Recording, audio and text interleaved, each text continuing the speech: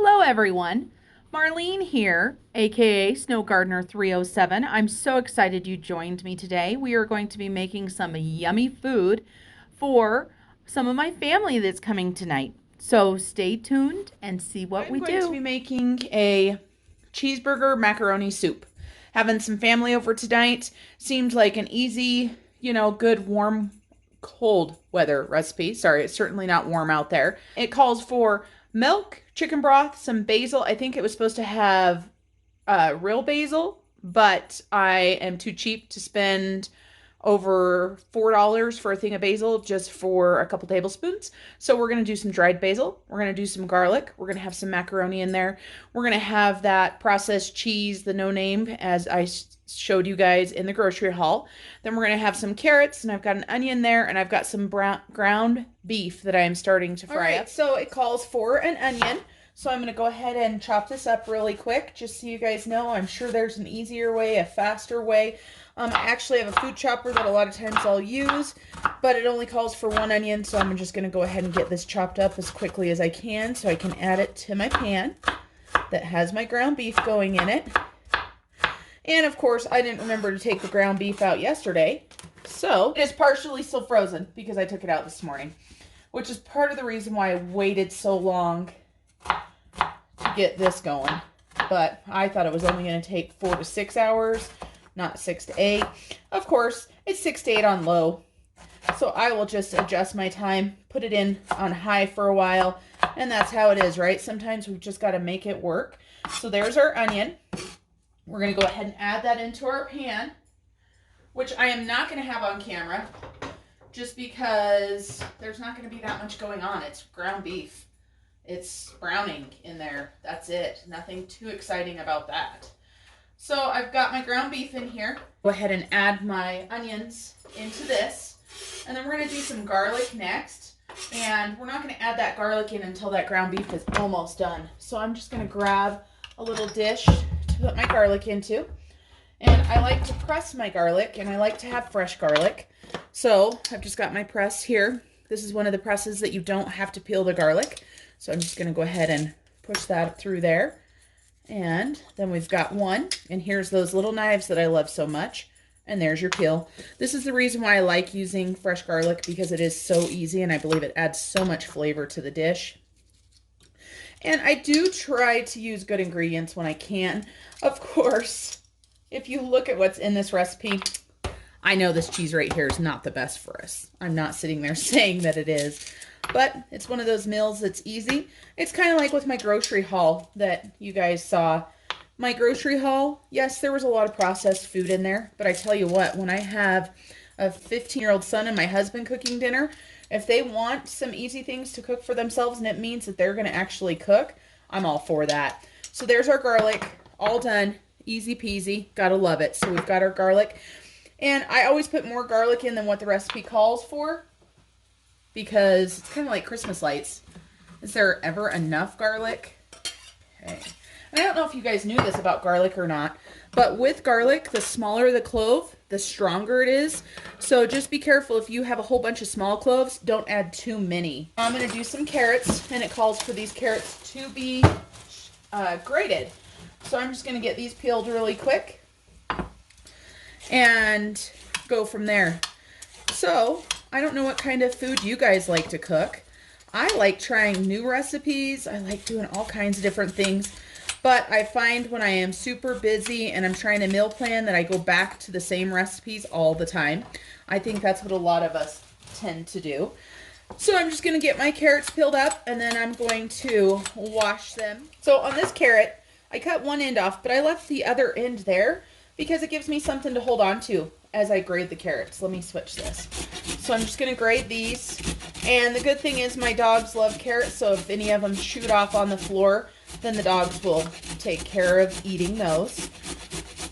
So even though this is a quick, easy recipe, it does seem like it does have a little bit more prep time. Of course, you could buy already grated carrots, I guess. I didn't even think about that. Or the matchstick type carrots that they have in there. I guess that would be a quick, easy thing to do. Here I am. Grate those carrots, right? Great, great, great. Shred, shred, shred. Fun times. And we're going to be going to the cheese next. All right, so I had to double check the recipe, and it does only call for half of the block of cheese. So I will have to come up with another recipe next week for some more of this processed cheese. So here I am cubing up the cheese. This processed cheese and cheese in general always gets to me because it always sticks to my blade. And please let me know, what do you think I should do with the leftover cheese? Give me some recipe ideas. And then we're going to go ahead and measure out our elbow macaroni. It doesn't call for the full package of macaroni.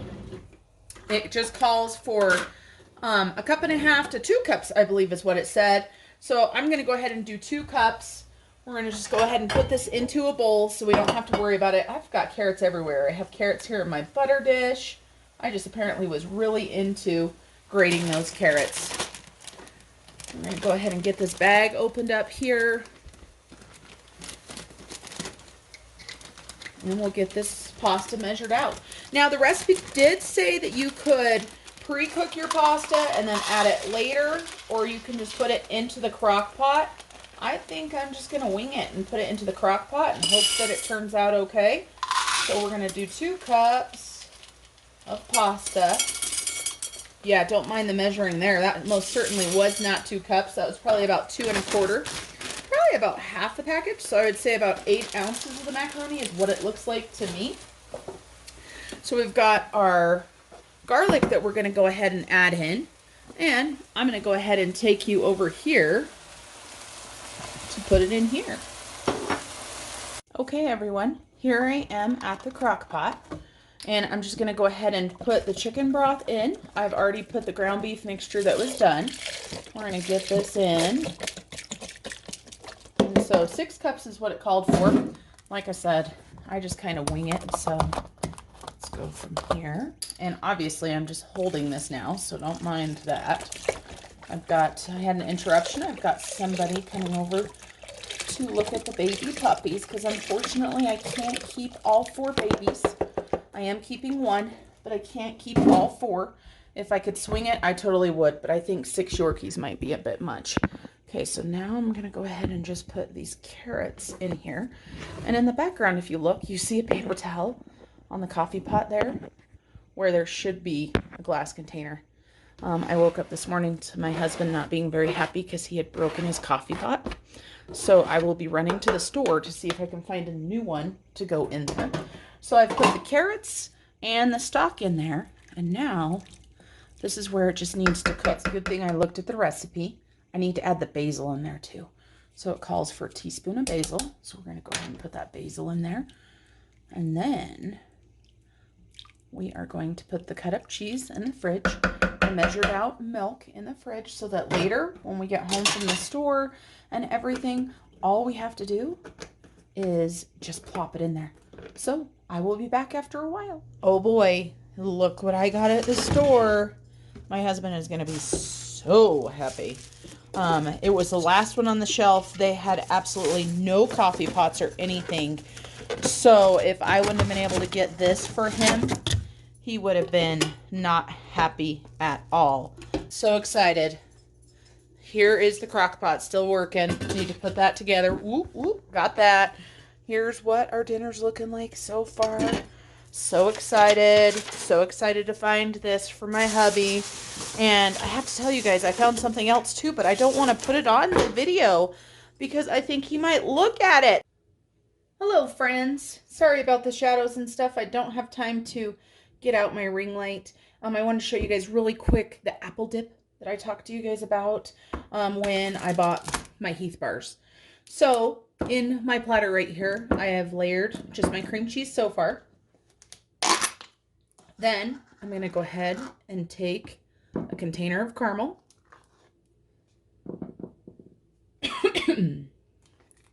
And of course now is when you cough. Isn't it awful, you guys? How you just can't cough now without everybody thinking bad things. And it's like, once you know you can't cough, it makes it so much worse. So we're adding that whole thing of caramel. And of course, whatever brand you like. I didn't have much choice at the store today. There was one brand and that was it. So that is what I got.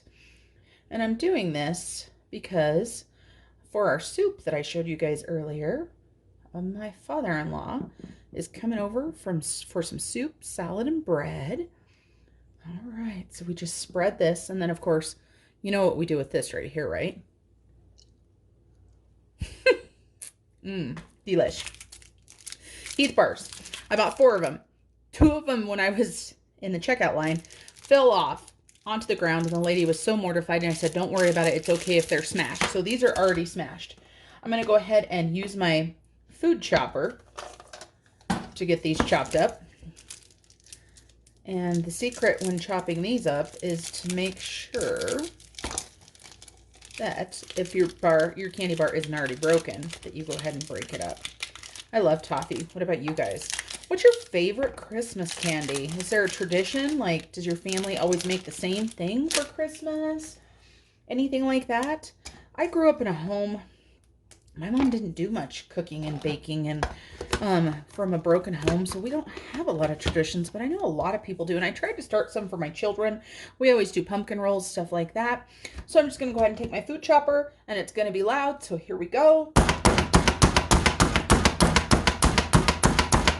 All right. This is a great tool to get your frustration out, just so you guys know. And you can see we've got a nice chop. We've got some big pieces. We've got some little pieces. That's okay. And we're going to do 2 candy bars. So we want this to cover up half of our tray. Just like this. Oh my gosh, my mouth is just watering, you guys. All right, then we're going to go ahead and do our other candy bar. Now, of course, you could put this into a food processor. You could chop it with a knife by hand. You know, I mean, whatever and however you can get it crumbled up like that is the key. Okay, so 2 Heath candy bars, 1 tub of caramel dip, and 1 package of cream cheese. So obviously I'm just chopping up the other bar. I figured I would fast forward through it. You didn't need to see me chopping twice. Then I've got a spreader right here that I'm just going to put inside of it to make it easier. You can dip your apples straight in there, but sometimes I find it kind of hard. Now, apple choice, of course. Oops, sorry about that, guys. Apples, whatever type of apple you want. And I only do a couple up at a time because I don't want the apples to go bad. Of course, if I would have been thinking about it, I would have grabbed some 7-Up, or I would have grabbed a lemon or something like that. So here is my tip for you guys as far as wedging an apple. I don't know if you guys saw, but I took this tiny little piece off right here. I've got an apple wedger, you know, whatever type of wedger you have. But if you're trying to use your wedger and you're going back and forth with it, it makes it kind of tough. So we're going to get that started. Maybe use that upper body strength. Whew, I tell you what, quite a workout there. And I'm going to grab a bowl to put my apples into. And I grabbed some Granny Smith apples. And then I grabbed, I don't know what the other kind was, whatever was on sale. So right now I'm only going to do 2 apples. I do see there is a little bit of the inside there. Of course, apple wedger, don't touch this side. You will hurt yourself. So just push that core back through. Super easy. And I'll just grab a little paring knife here and get rid of the insides here. That nobody wants to eat that. At least I don't. And if I don't want to eat it, I assume nobody else does either. I might have a little bit of lemon juice in my fridge. I hope so, because I don't want these apples to brown up by the time my company gets here. Now, you could call this an appetizer if you want. You could call this a dessert. Whatever. Whatever floats your boat. And surprise, surprise, here I am struggling to cut this apple as well. Crisp apples, what can I say? And that is my gym workout for the day. So this is our apple dip. I don't know where the recipe came from. I don't know if it's actually a recipe, something that I've been making for a long time. Super easy. Let's take an apple. Granny Smiths are actually my favorite. And then you just take this and you spread it on there. Oh, got to make sure and get a little bit more cream cheese. Just like that, guys. And let's see if I can get my face in here. Delish. Caramel apple dip. Super easy. As long as you like cream cheese, caramel, and the yummy, yummy Heath bars, you'll be good to go. I love the Granny Smith with them. because they are so tart and sour that it balances out that sweet. Here we are, friends. Here's our soup. It's been cooking for several hours now. And you can see the ground beef and the carrots and the onions and the basil in there. Super yummy. It's about a half an hour before we're supposed to eat. So I'm going to go ahead and add my pasta in. And we're going to let that cook. And we're going to see how that pasta cooks down. Okay, be back in 30 minutes. Got the macaroni in there. It's looking delicious. Now we're going to go ahead and add in our Velveeta. And it says to add in the milk too. I'm going to go ahead and let this Velveeta soften a little bit first before I add in the milk. I just don't want to add too much cold stuff all at once. So there's our yummy Velveeta, or I guess it's not Velveeta because it's generic brand. We're going to stir that in. We're going to wait for a few minutes till that starts to get soft, and then I'll be right back. Okay, so here we are just a few minutes later, and you can see that that cheese is melting in there nicely. I'm going to go ahead and add my milk to the soup now. And then we will let this come to temperature, let that cheese finish melting, and dinner's going to be served. We will let you guys know what we think about it. If it's a yummy soup recipe, it was super easy. I'm hoping that my pasta doesn't overcook. Just so you guys know, the pasta, it said to put in a half an hour before. It's still almost another 5 minutes till that half an hour was up. So I kind of was watching my pasta. So just be aware of that. Guess it depends on your crock pot and how hot everything is. All right, thanks guys. Talk to you soon. So dinner is ready. We've got our soup that's going to be delicious. I can't wait to try it. And we've got a clean sink, just so you guys know. Whoop, whoop. And we have our amazing apple dip. We've got a bag salad mix, and we've got the bread from my grocery haul. Thank you guys for joining me for all of the fun cooking today. I appreciate you guys watching, and I can tell you this, it was quite a learning process to figure out what to record, what not to record. And as you guys have probably figured out, I really like to talk a lot. So happy Vlogmas to you all. I hope you guys have a blessed day, and I can't wait to see you guys tomorrow. Talk to you soon. Bye.